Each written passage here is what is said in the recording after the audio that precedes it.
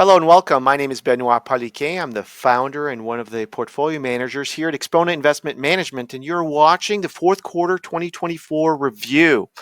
So let's get started and look at our usual performance table. What you'll see here are the performance of the TSX, the S&P 500, the NASDAQ, and as we expand outside of North America.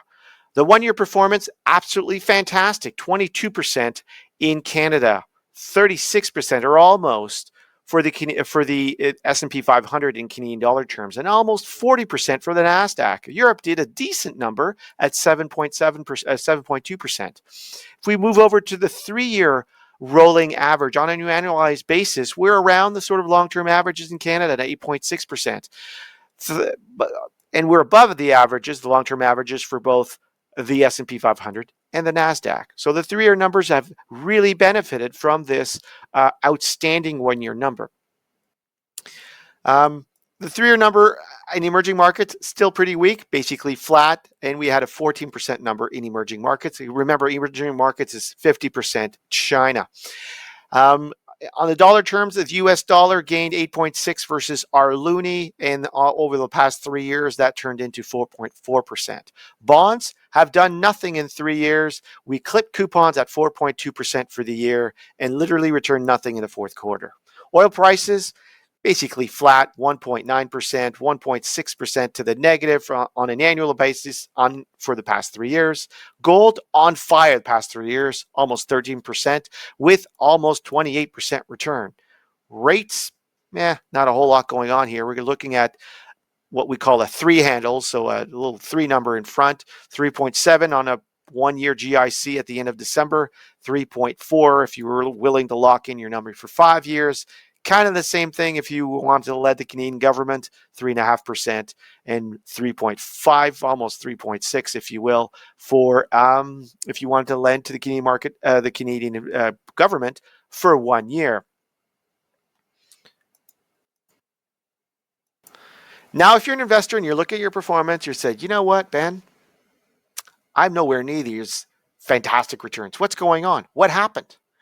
Well, you know what? Most investors lagged the benchmark returns in 2024. Two reasons. And we'll get into both of them. Number one, the composition of the indices are kind of out of whack.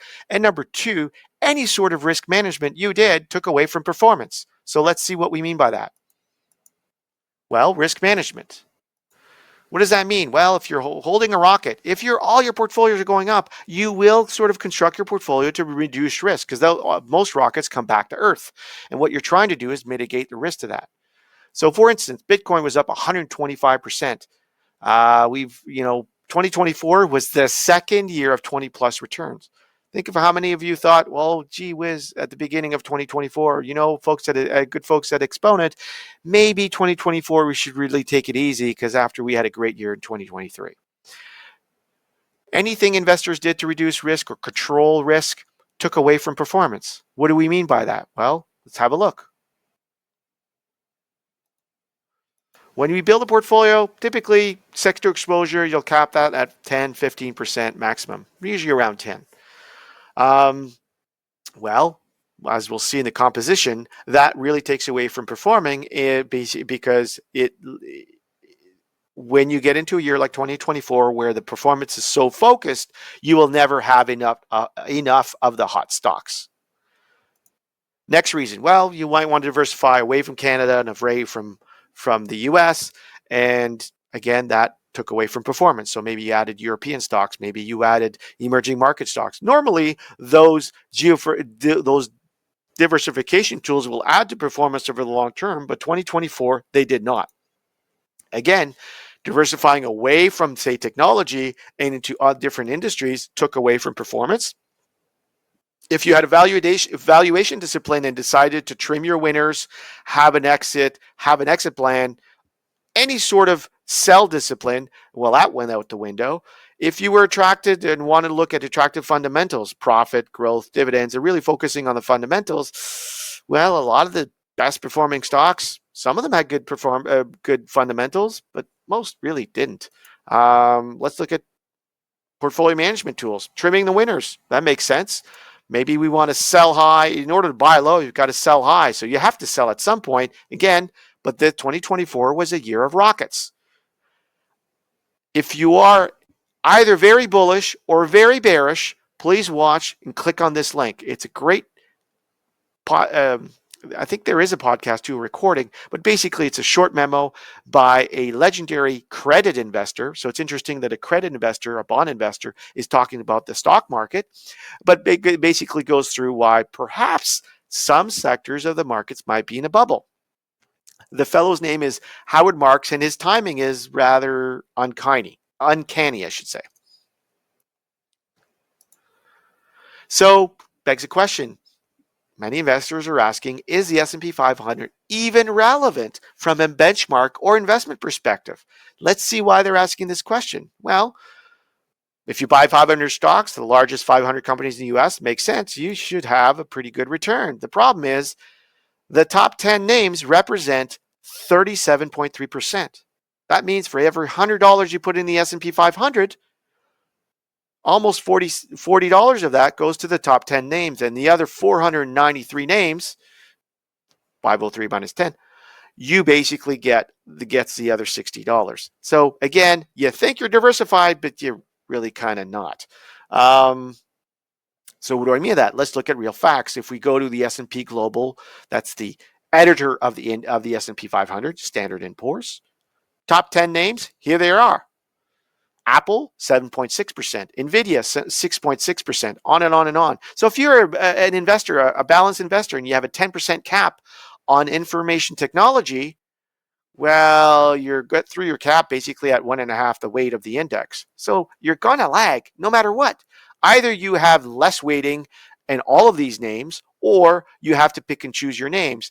And the performance is not that uniform. Microsoft did 12%, while NVIDIA did 171. Since 2020, NVIDIA is up 1,600%. Where the rest of these stocks are anywhere up by 6 times to basically double in the case of Berkshire Hathaway. And a third of the performance of past 4 really came in this year. So very lumpy returns. And I want to take your attention here to information technology and how basically we would consider all of these names technology names, save for Berkshire Hathaway. However, Standard & Poor's feels that Alphabet, even though we would see that as a tech name and a lot of their revenue does come from technology-based activities, they consider that communication services, say like a cable provider or a cellular provider. The same thing goes for consumer discretionary. What does that mean? Well, consumer discretionary typically would be car makers or other tools, perhaps a washing machine maker, that sort of thing. Well, no. Amazon, even though Amazon and Tesla, really their revenues are largely, in the case of Amazon, certainly is the case, largely tech-based. There's a challenge there where the index editor tagged them as non-tech based. But why does that matter? Well, let's have a look.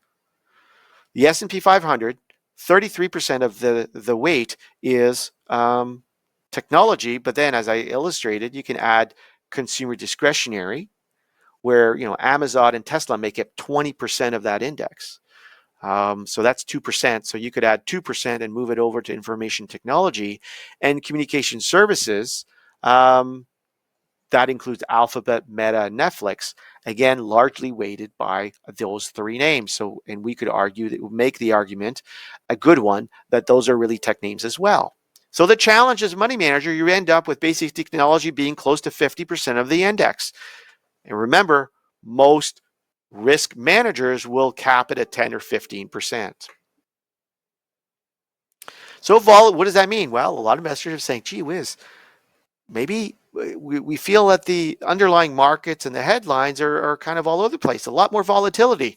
Your spidey senses are right. Had a great year in 2021 after a bounce back, basically, because 2020, the COVID year, was terrible.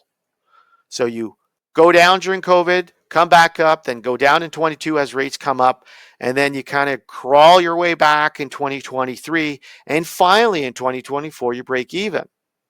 So a lot more volatility, a lot of sideways. So when you take pictures and you think, if you just look at 2024, you think, wow, what a great year to, what a great spot to be in stocks. And basically you would have forgotten the downdraft here, the COVID downdraft, and basically you crawled your way out of the hole here in 2021. So a lot more volatility. Why? A lot more technology weight.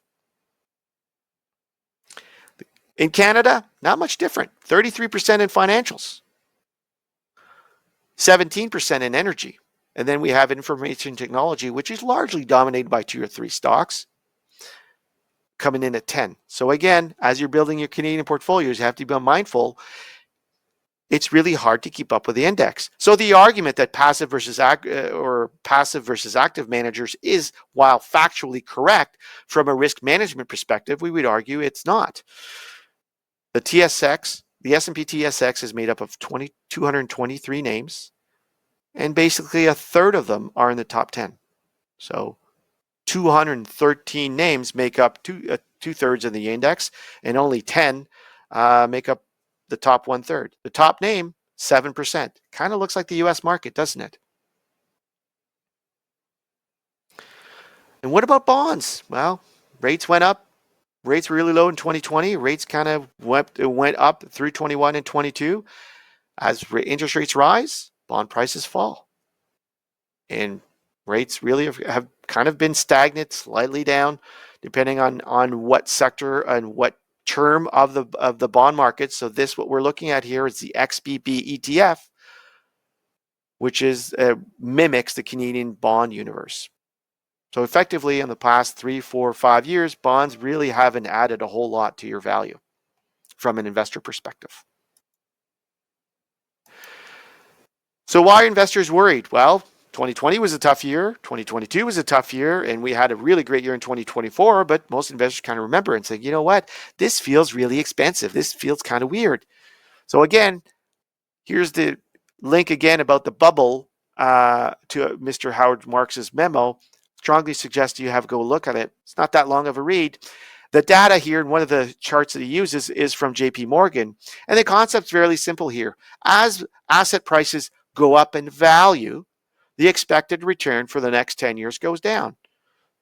So the shaded line is roughly where we are in terms of valuation on a price to earnings ratio. And the markets to the right of them is when the markets were more expensive to that than what we are currently. What was the expected rate of return? Effectively zero. And you have to go down in valuation in order to expect a higher 10-year rate of return.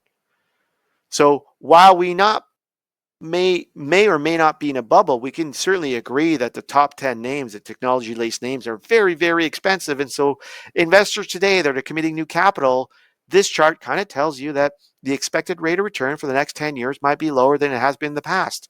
It just makes sense. So what is our mandate exponent management? Why is it that sometimes in performance, we are looking here for consistent returns? We're looking for this tension between growth. We all want growth. We all want consistent growth. What does that mean? Year in, year out. How much money are we making? Are we making a decent cash flow? Are we making price appreciation? That's what we want. So there's a tension between consistency and high rates of growth. Because with higher rates of growth, you can expect more lumpy returns, bigger downdrafts.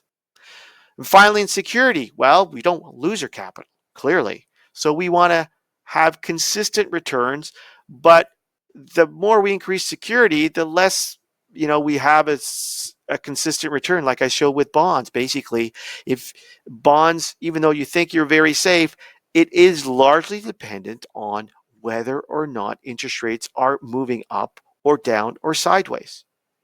So as you build out your portfolios, you really want to have a well-balanced. You want to control this tension. And tension has to be managed.